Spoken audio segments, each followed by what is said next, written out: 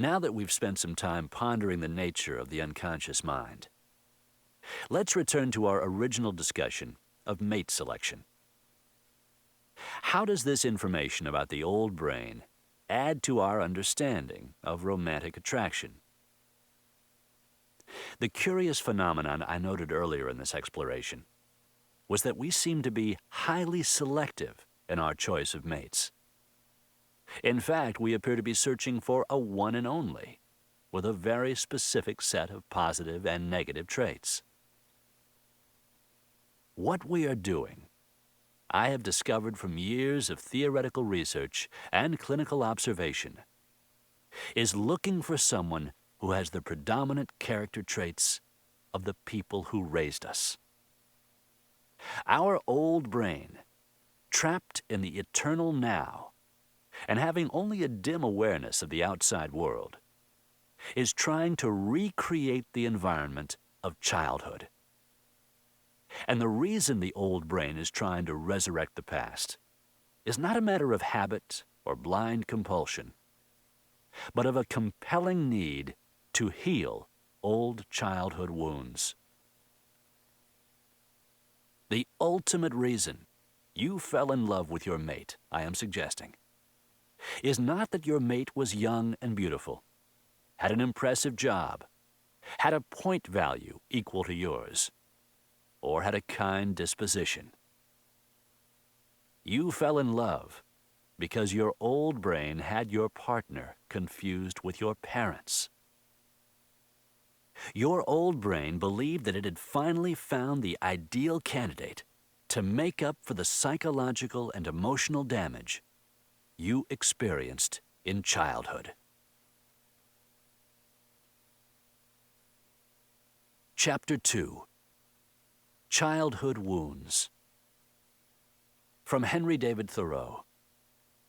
Age is no better, hardly so well qualified for an instructor as youth, for it is not profited so much as it is lost. When you hear the words psychological and emotional damage of childhood, you may immediately think about serious childhood traumas such as sexual or physical abuse, or the suffering that comes from having parents who divorced or died or were alcoholics. And for many people, this is the tragic reality of childhood. However, even if you were fortunate enough to grow up in a safe, nurturing environment, you still bear invisible scars from childhood. Because from the very moment you were born, you were a complex, dependent creature with a never-ending cycle of needs. Freud correctly labeled us insatiable beings. And no parents, no matter how devoted, are able to respond perfectly to all of these changing needs. Before we explore some of the subtler ways in which you may have been wounded and how this affects your love relationships, let's take a look at what you were like when you first came into the world, because this state of original wholeness contains an important clue to the hidden expectations you bring to your partner. Original wholeness.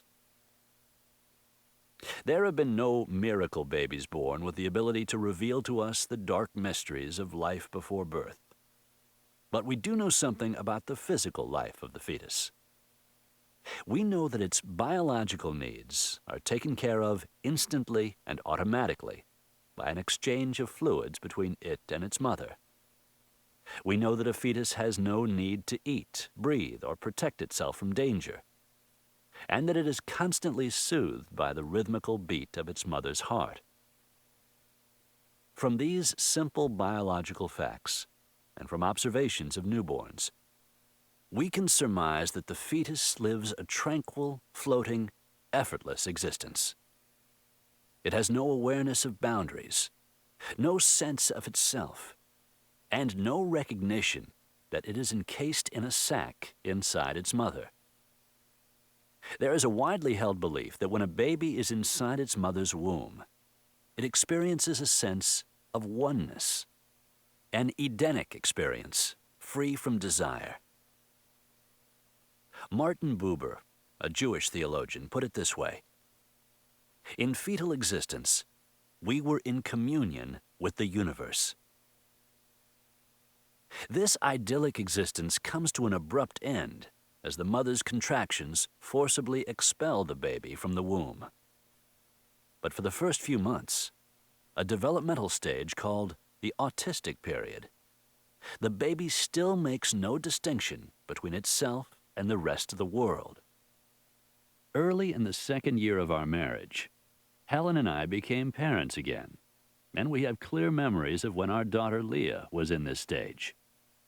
When all her physical needs were taken care of, she would nestle in our arms and look around her with the contentment of Buddha.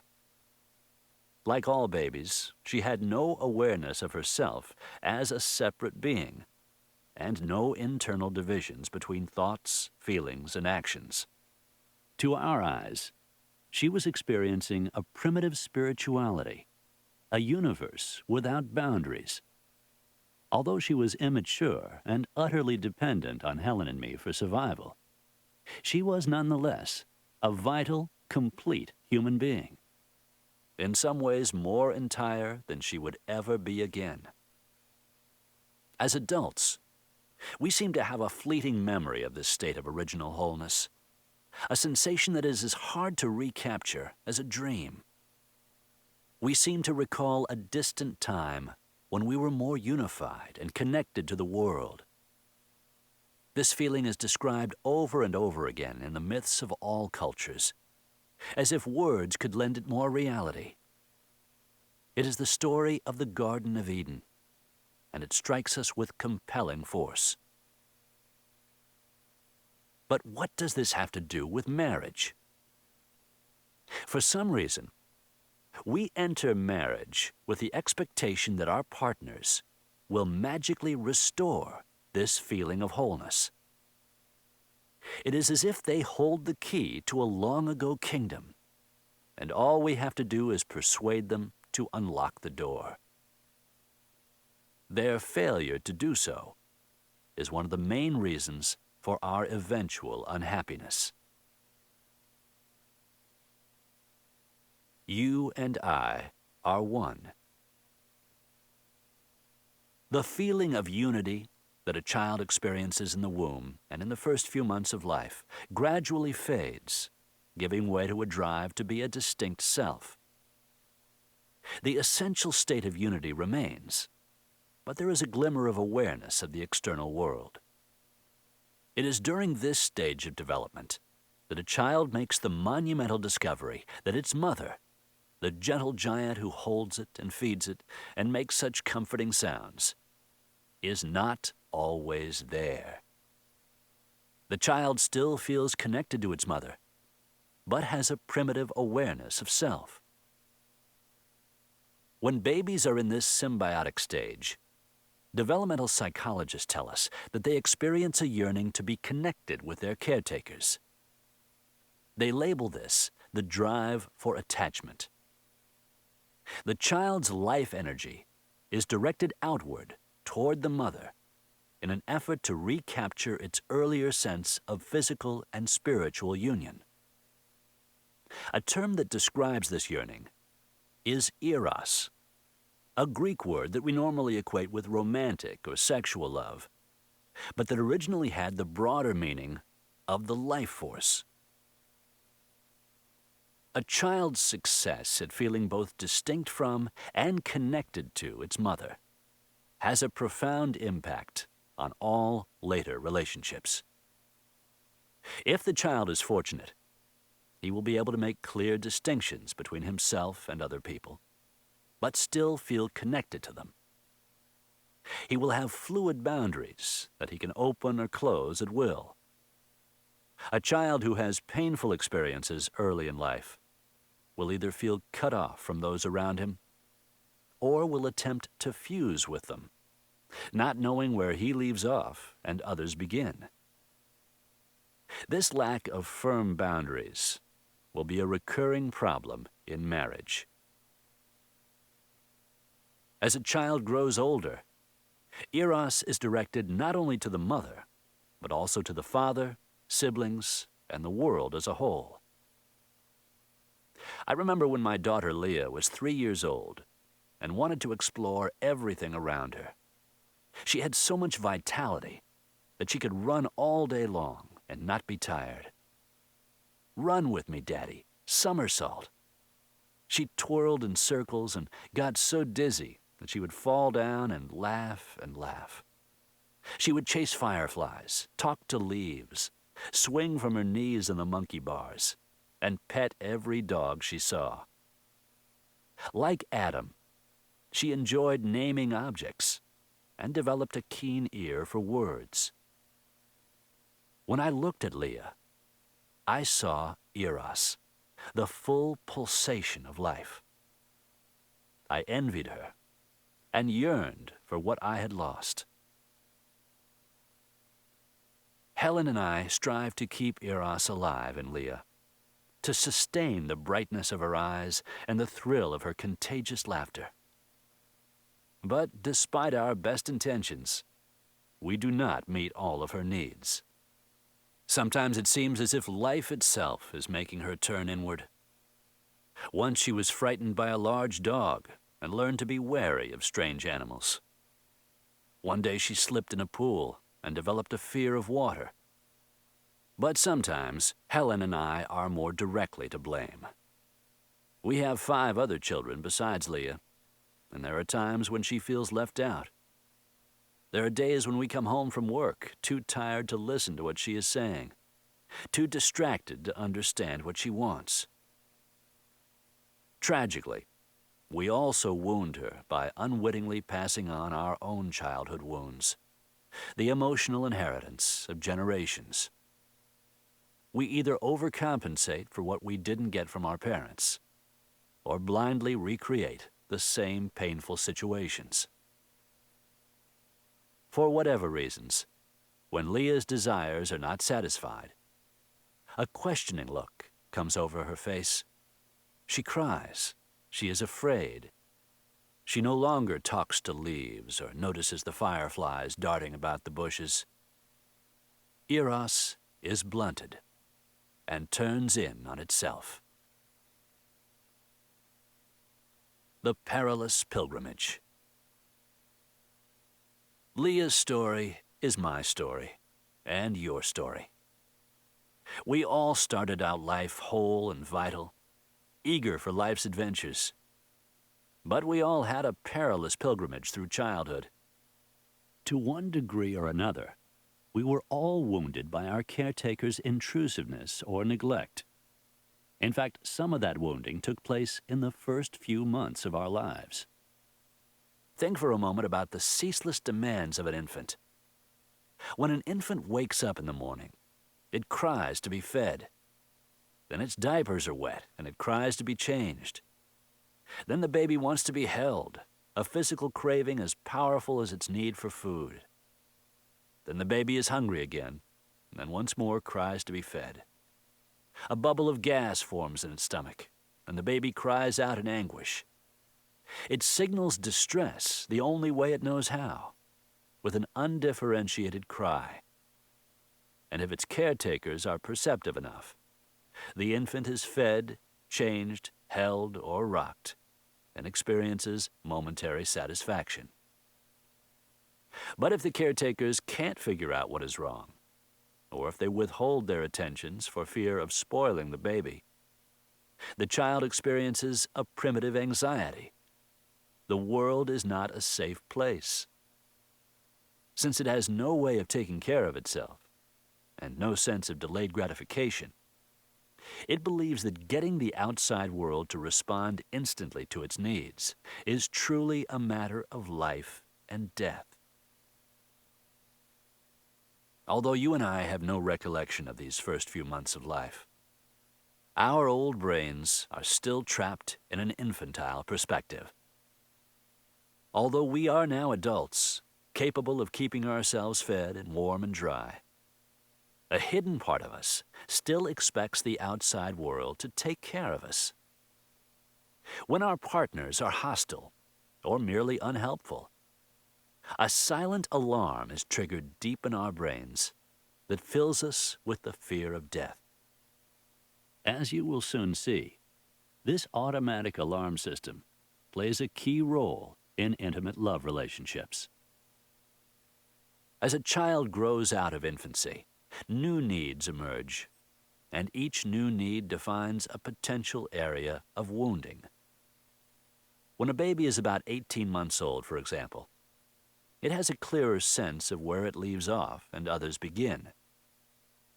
This is a stage of development referred to as the stage of autonomy and independence. In this period, the child has a growing interest in exploring the world beyond its primary caretaker. If a toddler had an adult's command of language, he would say something like this: "I'm ready to spend some time off your lap now. I'm ready to let go of the nipple and wander away by myself. I'm a little insecure about leaving you, however, and I'll be back in a few minutes to make sure you haven't disappeared."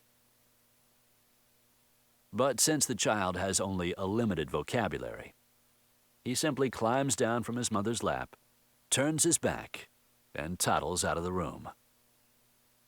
Now, ideally, the mother smiles and says something like this: "Bye, sweetie. Have a good time. I'll be right here when you need me." And when the toddler comes back a few minutes later, suddenly aware of how dependent he really is, his mother says, "Hi, did you have fun? Come sit in my lap for a minute." She lets the child know that it is okay to leave her side and venture off on his own. Yet she is available whenever he needs her. The little boy learns that the world is a safe, exciting place to explore. Fusers and isolators. Many children are frustrated at this crucial stage of development. Some have a caretaker who thwarts their independence. The mother or father is the one who feels insecure when the child is out of sight, not the child. For some reason, one that is rooted in the parent's own childhood, the parent needs the child to remain dependent.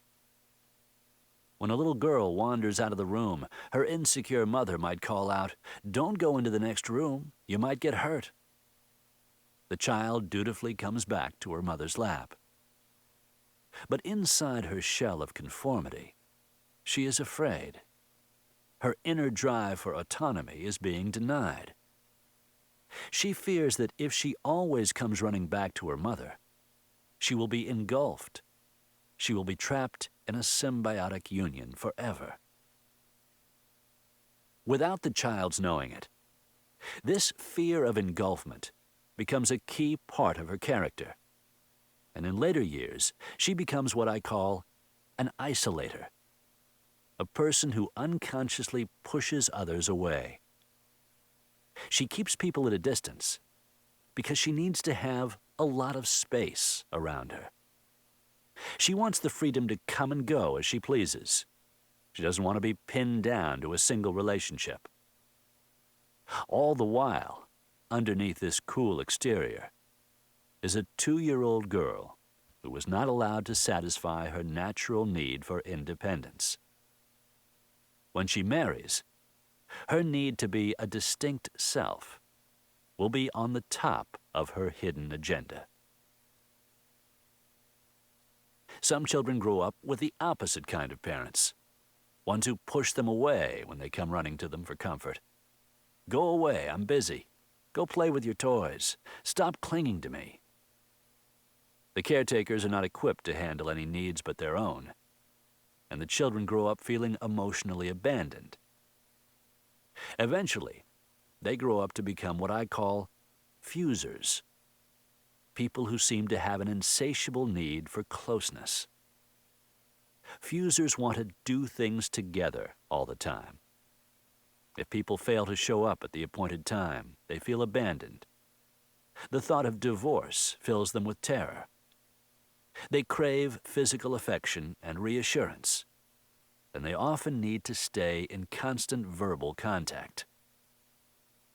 Underneath all this clinging behavior is a young child who needed more time on a parent's lap. Ironically, for reasons I will explore in later chapters, fusers and isolators tend to grow up and marry each other, thus beginning an infuriating game of push and pull that leaves neither partner satisfied. As you journeyed through childhood, you went through one developmental stage after another, and the way your caretakers responded to your changing needs greatly affected your emotional health. More than likely, they coped with one stage of your growth better than another.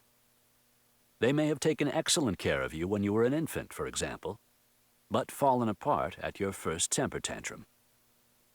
Or they may have been delighted by your inquisitive nature as a toddler, but been threatened by your attraction to your opposite-sex parent when you were 5 or 6. You may have grown up with caretakers who met most of your needs, or only some of them. But like all children, you grew up knowing the anguish of unmet needs, and these needs followed you into your love relationships. The lost self.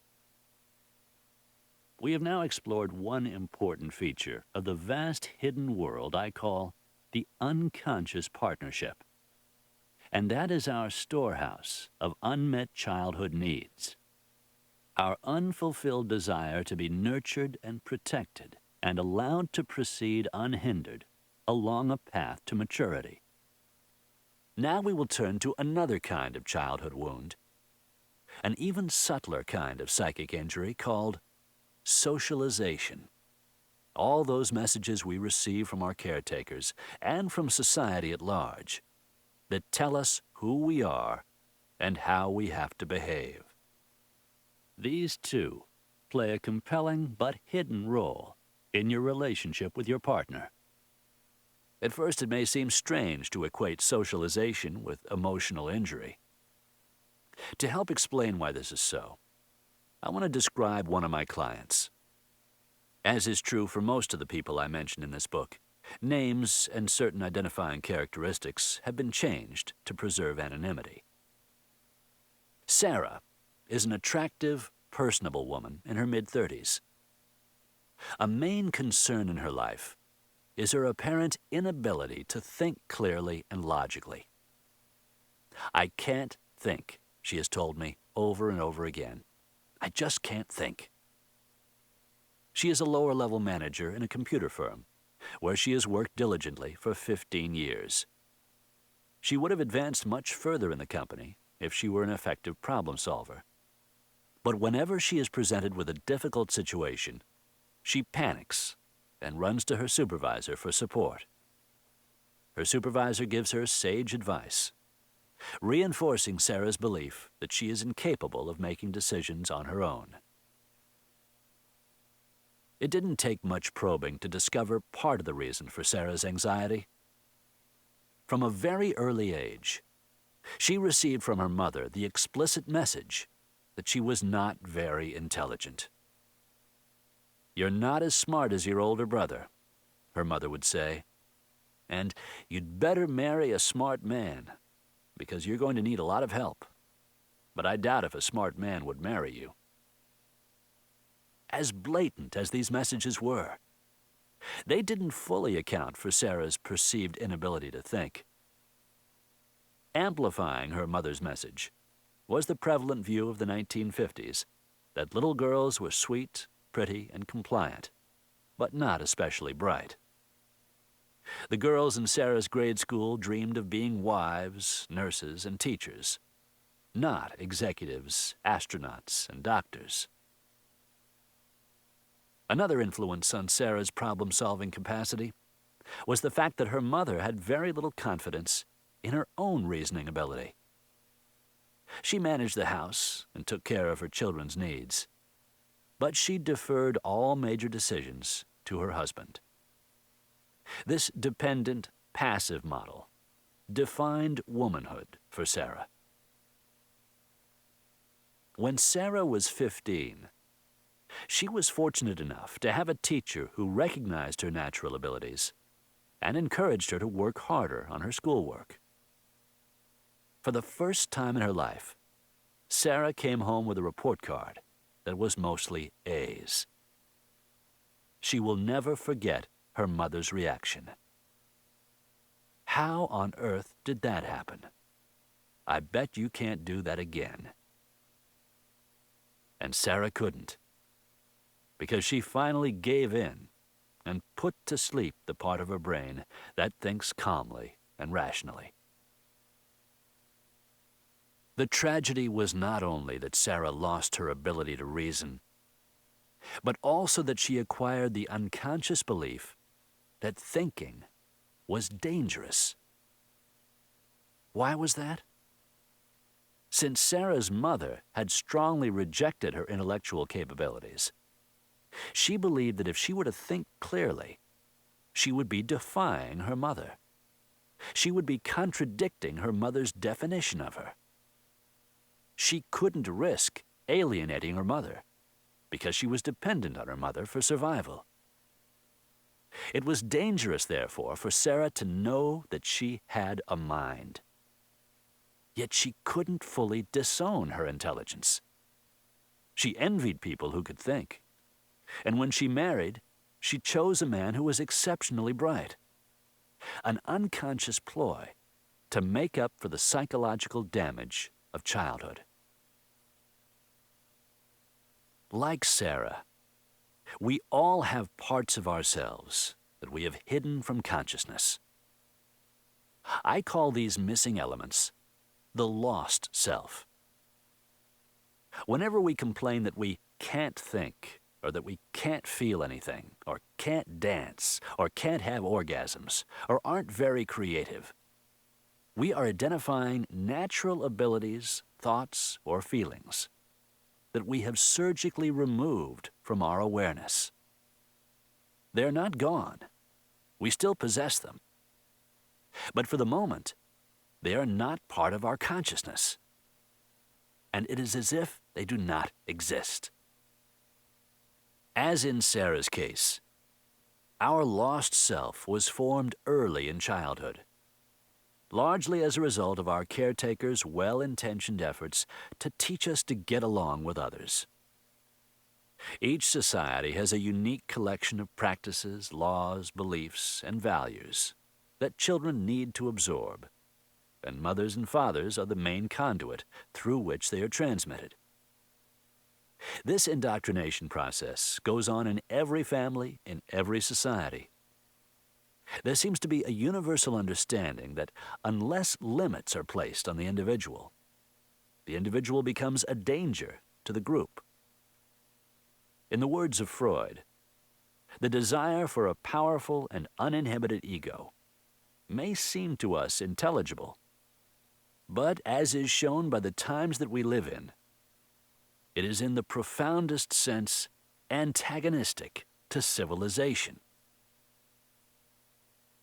But even though our parents often had our best interests at heart, the overall message handed down to us was a chilling one. There were certain thoughts and feelings we could not have, certain natural behaviors that we had to extinguish, and certain talents and aptitudes we had to deny. In thousands of ways, both subtly and overtly, our parents gave us the message that they approved of only a part of us. In essence, we were told that we could not be whole and exist in this culture. Body taboos. One of the areas in which we were most restricted was our bodies. At a very young age, we were taught to cover our bodies in gender-specific ways, and not to talk about or touch our genitals. These prohibitions are so universal that we tend to notice them only when they are broken. A friend of mine told me a story that illustrates how startling it can be when parents fail to pass on these unspoken taboos. A friend of hers named Chris and her 11-month-old son happened to drop by her house one day. Soon my friend and Chris and the baby were sitting out on the back deck, sipping iced tea. Since the May sunshine was pleasantly warm, Chris took off the baby's clothes so he could sunbathe. The two women chatted while the little boy crawled around on the deck, happily digging his fingers into the warm soil of the flower pots. After about half an hour, the baby became hungry, and Chris put him to her breast. My friend noticed that as the baby nursed, he developed a miniature erection. Apparently, nursing was such a sensual experience that he felt pleasure throughout his body. Instinctively, the little boy reached down to touch his genitals. Unlike most mothers, Chris did not pull his hand away. Her baby was allowed to feel the warm sun on his naked skin, nurse from his mother's breasts, have an erection, and add to his pleasure by holding on to his penis. It is normal and natural for an infant to want to have those good feelings, but we rarely allow it. Think about all the rules his mother was breaking. First of all, society tells us that women can nurse their babies, but if they do so, it should be discreetly, so that no one might catch a fleeting glimpse of a naked breast. Second, infants should be clothed at all times, at least in a diaper, even when they are outside and the day is mild and sunny. Third, little boys and girls should not experience any form of genital arousal, but if for some reason they do, they should not be permitted to enjoy it. By allowing her baby to revel in all of his senses, Chris was violating 3 potent taboos. It is not my purpose to attack or defend society's prohibitions against bodily pleasure. That would be an entire book in itself. Nor do I want to simplify the problem that having a body, much less enjoying it, has been in the Western world. But to understand the hidden desires that permeate your relationship, it's important to know this simple fact. When you were young, there were many, many times when limits were placed on your sensuality. Like most children growing up in this culture, you were probably made to feel embarrassed or guilty or naughty that you had a body that was capable of exquisite sensation. To be a good boy or girl, you had to psychologically cut off or disown that part of yourself. Forbidden feelings. Your emotions were another prime candidate for socialization.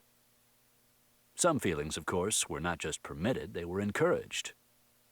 Oh, how hard your parents worked to get you to smile when you were an infant. And a few weeks later, when you laughed out loud, everyone had a marvelous time. Anger, however, was another matter. Temper tantrums are noisy and unpleasant, and most parents try to discourage them. They do this in a number of ways. Some parents tease their children. You look so cute when you're mad. I see a smile coming on. Give us a smile. Others discipline them. You stop that right now. Go to your room. I'll have none of this back talk. Insecure parents often give in to their children. Okay, have it your way, but the next time you'd better behave. It is the rare parent who validates a child's anger.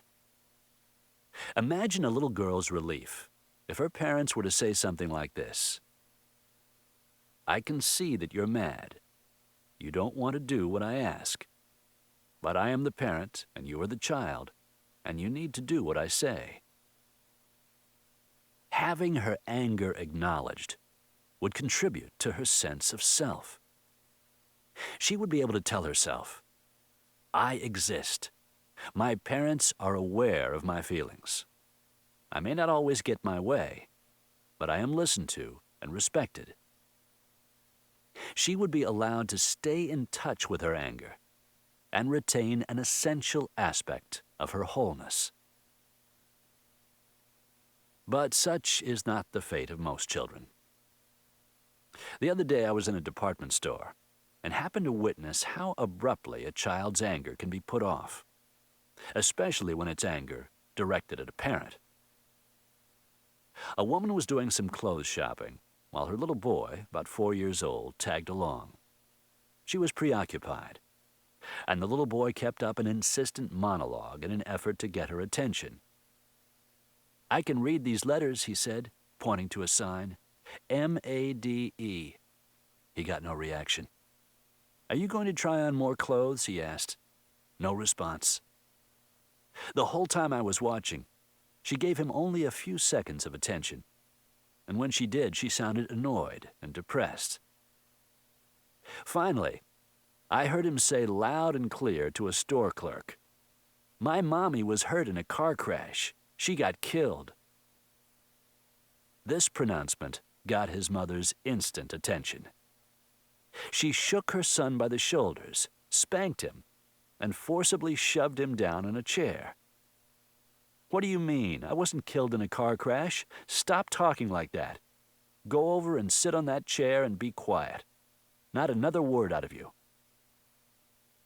The boy was white-faced and sat without moving until his mother was done with her shopping. Inside his head, the little boy's anger at his mother had been transformed into a vengeful fantasy in which she was killed in a highway accident. He hadn't been the one to hurt her. At 4, he had already been taught to disown his angry thoughts and feelings. Instead, he imagined that she had simply gotten in the way of a car driven by somebody else. When you were young, there were probably many times when you too were angry at your caretakers. More than likely, it was a sentiment that got little support.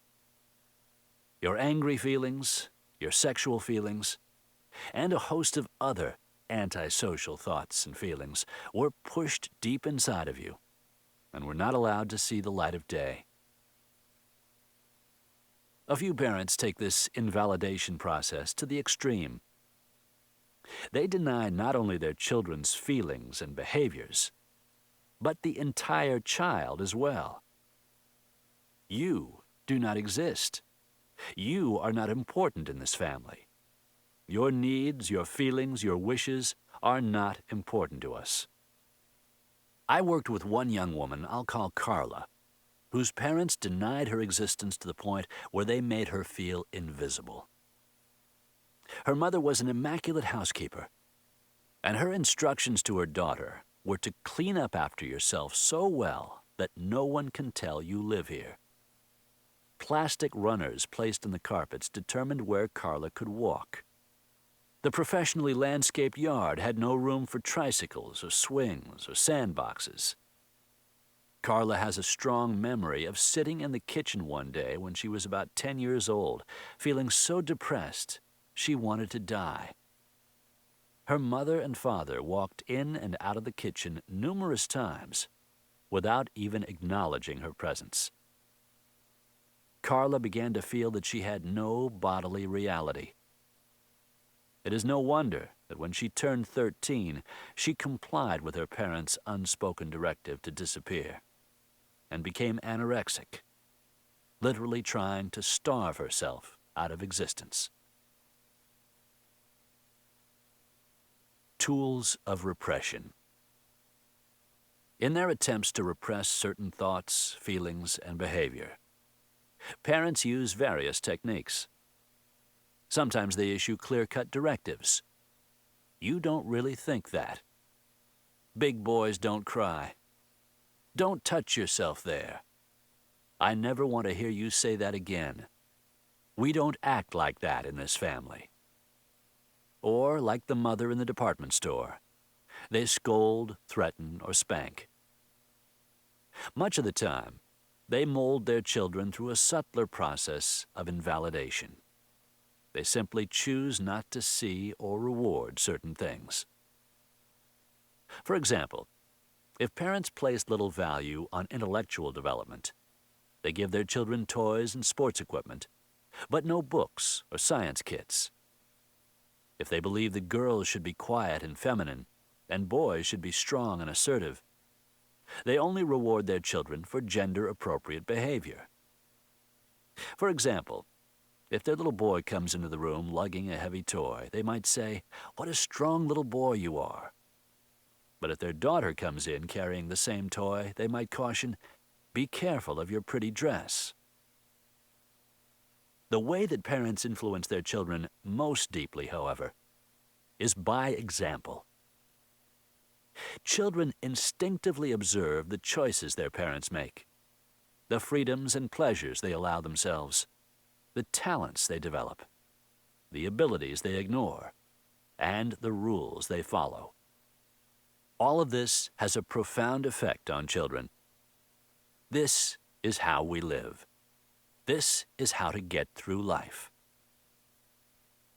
Whether children accept their parents' model or rebel against it, this early socialization plays a significant role in mate selection, and as we will soon see, is often a hidden source of tension in married life. A child's reaction to society's edicts goes through a number of predictable stages. Typically, the first response is to hide forbidden behaviors from the parents. The child thinks angry thoughts, but doesn't speak them out loud. He explores his body in the privacy of his room. He teases his younger sibling when his parents are away. Eventually, the child comes to the conclusion that some thoughts and feelings are so unacceptable that they should be eliminated. So he constructs an imaginary parent in his head to police his thoughts and activities. A part of the mind that psychologists call the superego. Now, whenever the child has a forbidden thought or indulges in an unacceptable behavior, he experiences a self-administered jolt of anxiety. This is so unpleasant that the child puts to sleep some of those forbidden parts of himself. In Freudian terms, he represses them. The ultimate price of his obedience is a loss of wholeness. The false self. To fill the void, the child creates a false self, a character structure that serves a double purpose. It camouflages those parts of his being that he has repressed and protects him from further injury.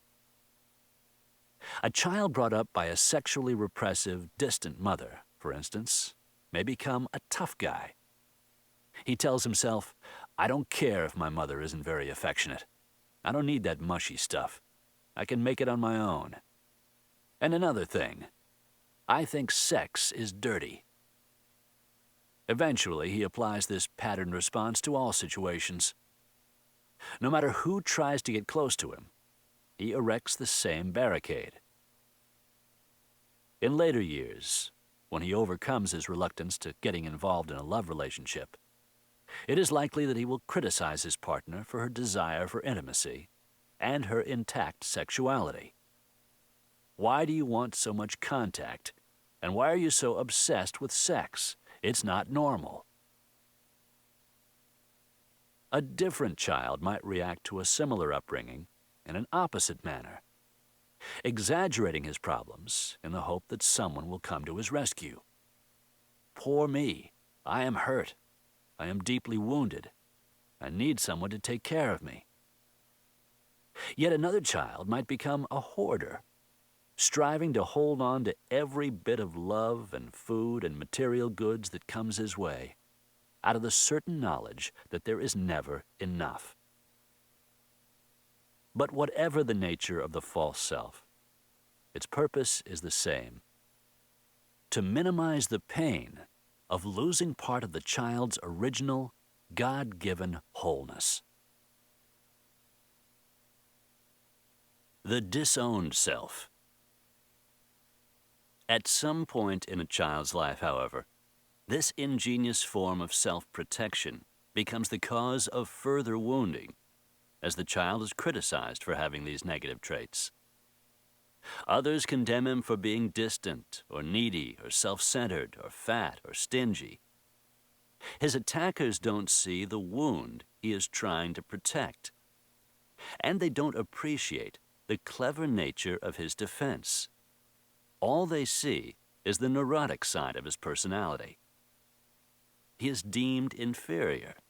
He is less than whole. Now the child is caught in a bind. He needs to hold on to his adaptive character traits because they serve a useful purpose. But he doesn't want to be rejected. What can he do? The solution is to deny or attack his critics. I'm not cold and distant, he might say in self-defense. What I really am is strong and independent. Or, I'm not weak and needy, I'm just sensitive. Or, I'm not greedy and selfish, I'm thrifty and prudent. In other words, that's not me you're talking about. You're just seeing me in a negative light. In a sense, he is right. His negative traits are not part of his original nature. They are forged out of pain and become a part of an assumed identity, an alias that helps him maneuver in a complex and sometimes hostile world. This doesn't mean, however, that he doesn't have these negative traits. There are any number of witnesses who will affirm that he does. But in order to maintain a positive self-image and enhance his chances for survival, he has to deny them. These negative traits became what is referred to as the disowned self. Those parts of the false self that are too painful to acknowledge. Let's stop for a moment and sort out this proliferation of self parts. We have now succeeded in fracturing your original wholeness, the loving and unified nature that you were born with, into three separate entities. One, your lost self. Those parts of your being that you had to repress because of the demands of society. Two, your false self. The facade that you erected in order to fill the void created by this repression and by a lack of adequate nurturing. Three, your disowned self. The negative parts of your false self that met with disapproval and were therefore denied. The only part of this complex collage that you were routinely aware of was the parts of your original being that were still intact, and certain aspects of your false self. Together, these elements formed your personality, the way you would describe yourself to others. Your lost self was almost totally outside your awareness. You had severed nearly all connections with these repressed parts of your being. Your disowned self, the negative parts of your false self, hovered just below your level of awareness and was constantly threatening to emerge. To keep it hidden, you had to deny it actively or project it onto others. I am not self-centered, you would say with great energy. Or, what do you mean I'm lazy? You're lazy. Plato's allegory. One day when Helen and I were talking about all the splits in the psyche, she recalled an allegory in Plato's Symposium that serves as a mythical model for this state of split existence. Human beings, the story goes, were once composite creatures that were both male and female. Each being had one head with 2 faces, 4 hands, and 4 feet, and both male and female genitals. Being unified and whole, our ancestors wielded tremendous force. In fact, so magnificent were these androgynous beings that they dared to attack the gods. The gods, of course, would not tolerate this insolence, but they didn't know how to punish the humans. If we kill them, they said to one another, there will be no one to worship us and offer up sacrifices. Zeus pondered the situation and finally came up with a solution. Men shall continue to exist, he decreed, but they will be cut in two. Then they will be diminished in strength, so we need not fear them. Zeus proceeded to split each being in two, asking Apollo's help to make the wounds invisible. The two halves were then sent in opposite directions to spend the rest of their lives searching frantically for the other half-creature, the reunion with whom would restore their wholeness. Just like Plato's mythical creatures, we too go through life truncated, cut in half. We cover our wounds with healing ointment and gauze in an attempt to heal ourselves. But despite our efforts, an emptiness wells up inside us. We try to fill this emptiness with food and drugs and activities. But what we yearn for is our original wholeness, our full range of emotions, the inquisitive mind that was our birthright, and the Buddha-like joy that we experienced as very young children. This becomes a spiritual yearning for completion. And as in Plato's myth, we develop the profound conviction that finding the right person, that perfect mate, will complete us and make us whole. This special person can't be just anyone. It can't be the first man or woman who comes along with an appealing smile or a warm disposition. It has to be someone who stirs within us a deep sense of recognition. This is the one I've been looking for. This is the one who will make up for the wounds of the past. And for reasons we will explore in greater depth in the next chapter, this person is invariably someone who has both the positive and the negative traits of our parents.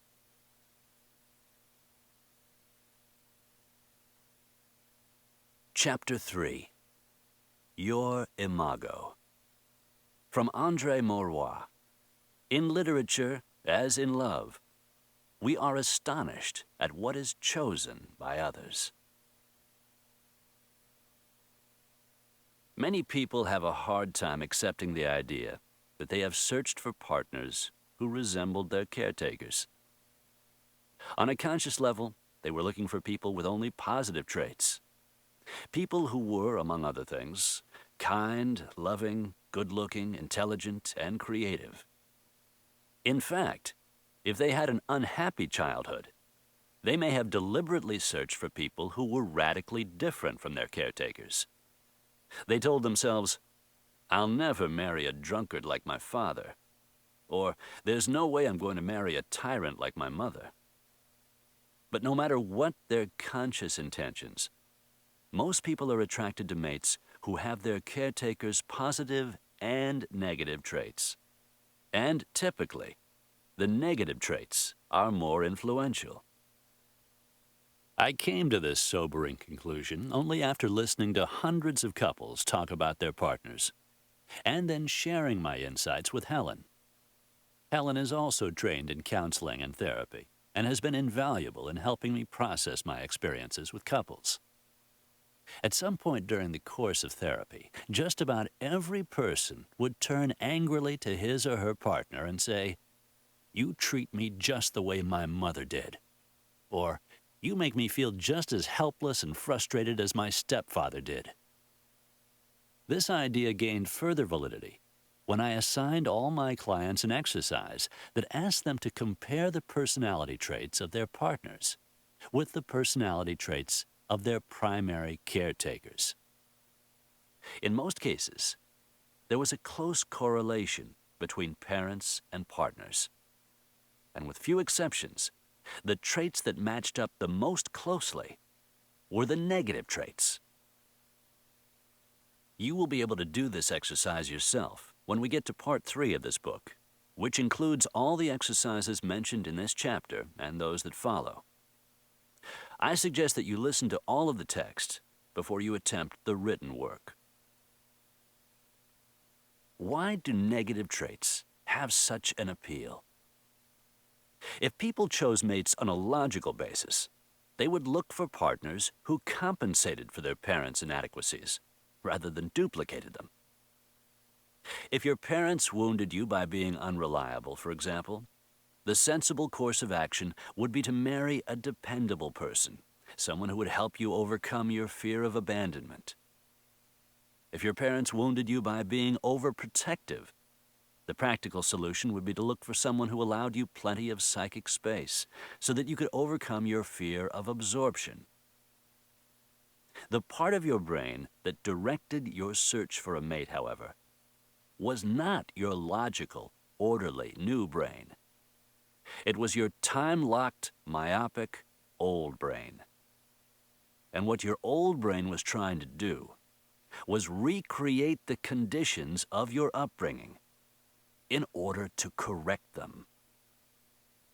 Having received enough nurturing to survive, but not enough to feel satisfied, it was attempting to return to the scene of your original frustration so that you could resolve your unfinished business.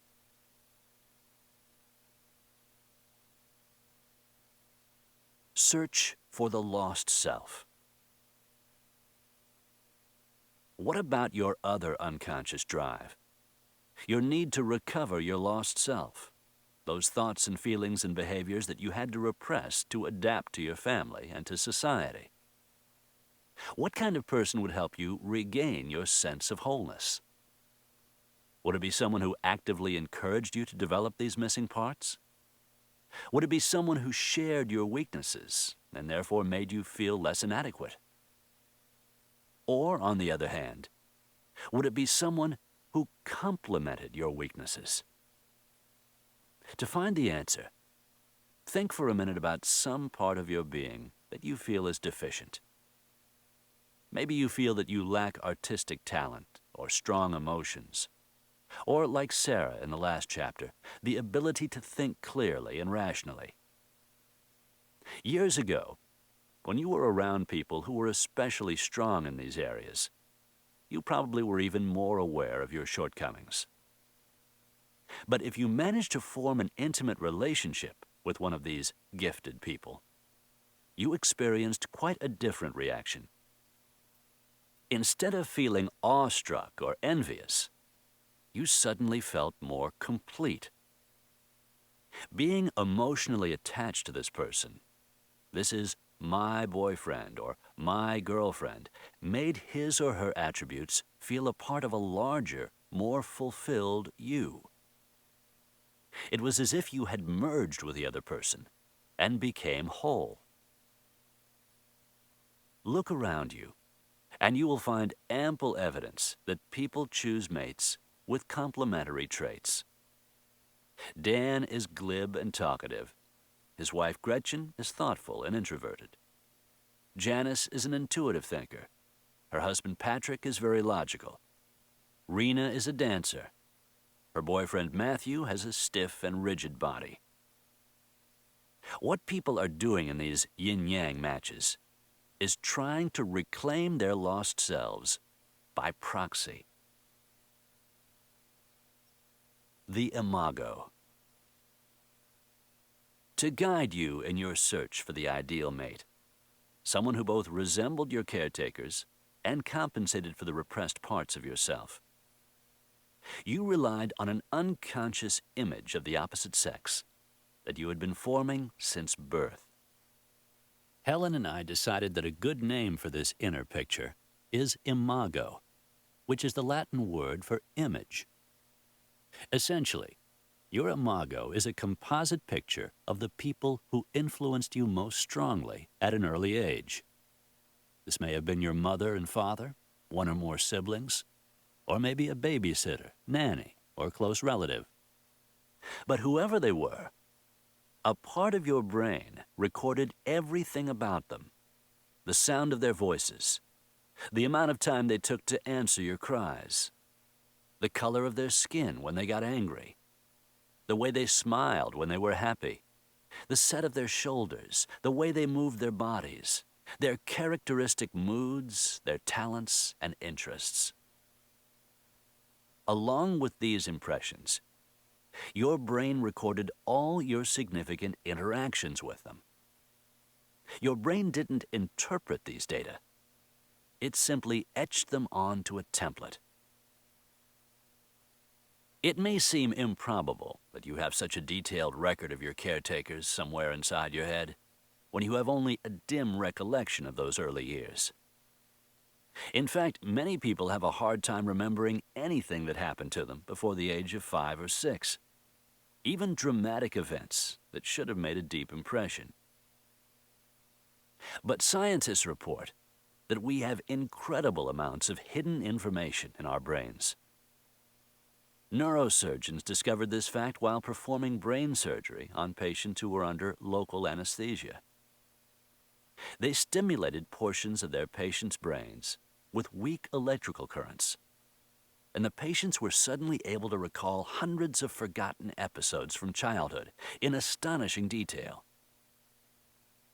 Our minds are vast storehouses of forgotten information. There are those who suggest that everything that we have ever experienced resides somewhere in the dark, convoluted recesses of our brains. Not all of these experiences are recorded with equal intensity, however. The most vivid impressions seem to be the ones that we formed of our caretakers early in life, and of all the interactions that we had with these key people, the ones that were most deeply engraved were the ones that were the most wounding, because these were the encounters that seemed to threaten our existence. Gradually, over time, these hundreds of thousands of bits of information about our caretakers merged together to form a single image. The old brain, in its inability to make fine distinctions, simply filed all this information under one heading: the people responsible for our survival. You might think of the imago as a silhouette with few distinguishing physical characteristics, but with the combined character traits of all of your primary caretakers. To a large degree, whether or not you have been romantically attracted to someone depended on the degree to which that person matched your imago. A hidden part of your brain ticked and hummed, coolly analyzing that person's traits, and then compared them with your rich databank of information. If there was little correlation, you felt no interest. This person was destined to be one of the thousands of people who come and go in your life with little impact. If there was a high degree of correlation, you found the person highly attractive. This imago matching process bears some resemblance to the way soldiers were trained to identify flying aircraft during World War II. The soldiers were given books filled with silhouettes of friendly and enemy aircraft. When an unidentified plane came into view, they hurriedly compared the plane with these illustrations. If it turned out to be a friendly plane, they relaxed and went back to their posts. If it was an enemy aircraft, they leaped into action. Unconsciously, you have compared every man or woman that you have met to your imago. When you identified a close match, you felt a sudden surge of interest. As with all aspects of the unconscious mind, you had no awareness of this elaborate sorting mechanism. The only way you can glimpse your imago is in dreams. If you reflect on your dreams, one thing you will notice is that your old brain capriciously merges people together. A dream that starts out with one person playing a part suddenly has another person filling that role. The unconscious has little regard for corporeal boundaries. You may be able to recall a dream where your partner suddenly metamorphosed into your mother or father. Or a dream in which your partner and a parent played such similar roles or treated you in such a similar manner that they were virtually indistinguishable. This is the closest you will ever come to directly verifying the existence of your imago. But when you do the exercises in Part 3 and have a chance to compare the dominant character traits of your mate with the dominant character traits of your primary caretakers, the parallel that your unconscious mind draws between partners and caretakers will become unmistakably clear. The imago and romantic love. Let's take this information about the imago and see how it adds to our earlier theories of romantic attraction. As an illustration, let me tell you about a client named Lynn and her search for love. Lynn is 40 years old and has 3 school-age children. She lives in a mid-sized New England town, where she works for the city government. Peter, Lynn's husband, is a graphics designer. In the initial counseling sessions I had with Lynn and Peter, I learned that Lynn's father had had a profound influence on her. Apparently, he was a good provider and spared no expense in her behalf. But he could also be very insensitive. When he was, Lynn felt angry and threatened. She told me about the relentless way he would tickle her, even though he knew she hated it. When she finally broke down and cried, he would laugh at her and call her a crybaby. An incident that she will never forget is the time he threw her into a river to teach her how to swim. When Lynn told me this story, her throat was tight and her hands gripped the seat of her chair. "How could he have done that?" she asked. "I was only 4 years old. I remember looking at my daughter when she was 4 years old and being amazed that he could have done that to me. It's such a trusting, vulnerable age." Although she wasn't aware of it, Lynn had much earlier images of her father stored deep in her unconscious, ones that affected her even more deeply. As a hypothetical example, let's suppose that when she was an infant, her father would neglect to warm the bottle when it was his turn to feed her, and she learned to associate lying in his arms with the shock of cold milk. Or maybe, when she was a few months old, he would toss her high into the air, misreading her frantic cries as an indication of excitement. She has no memory of incidents like these, but every one of her significant experiences with her father is recorded somewhere in her mind. Lynn's mother was an equally potent source of images. On the plus side, she was generous with her time and attention, and consistent with her discipline. Unlike Lynn's father, she was sensitive to her daughter's feelings. When she tucked Lynn into bed at night, she would ask her about her day and was sympathetic if Lynn reported any emotional difficulties. But Lynn's mother was also overly critical. Nothing Lynn said or did seemed to be quite good enough. Her mother was always correcting her grammar, combing her hair, double-checking her homework. Lynn felt on stage around her, and she had the feeling that she was always flubbing her lines. Another important thing about her mother was that she was not comfortable with her own sexuality.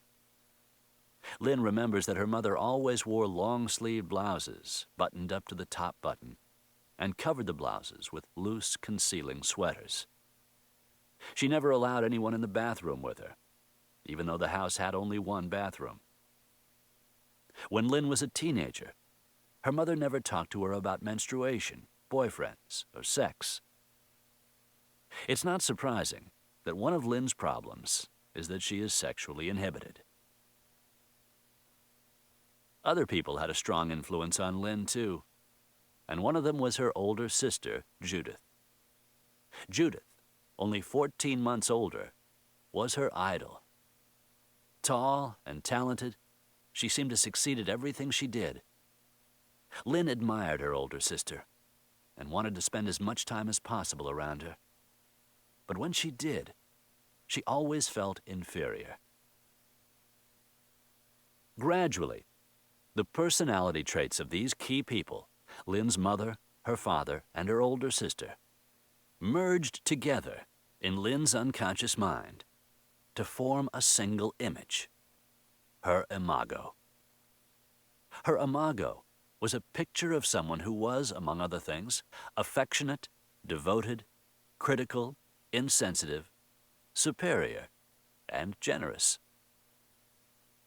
The character traits that stood out in bold relief were the negative ones, the tendency to be critical, insensitive, and superior, because these were the ones that had wounded her. This is where she had unfinished business. Lynn first met Peter at a friend's house. Her main memory of this meeting is that when she was introduced to him, she looked in his face and felt as if she already knew him. It was a curious sensation. The next week, she kept finding excuses to go over to her friend's house, and she was glad when Peter was there. Gradually, she became aware of an even stronger attraction and realized that she wasn't really happy unless she was around him. In these first encounters, Lynn wasn't consciously comparing Peter with anyone she knew, certainly not with her parents or her sister. She just found him a wonderfully appealing person who seemed easy to talk to. In the course of their therapy, I grew to appreciate what a good imago match Peter was for Lynn.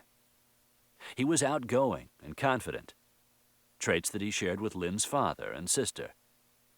But he also had a critical nature, like Lynn's mother.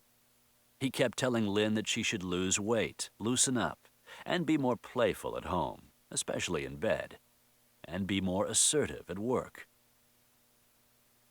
The parent trait that was most marked in him, however, was his lack of compassion for her feelings, just like Lynn's father. Lynn had frequent bouts of depression, and Peter's advice to her was, "Talk less and do more. I'm tired of hearing about your problems." This was consistent with his own approach to unhappy feelings, which was to cover them up with frantic activity.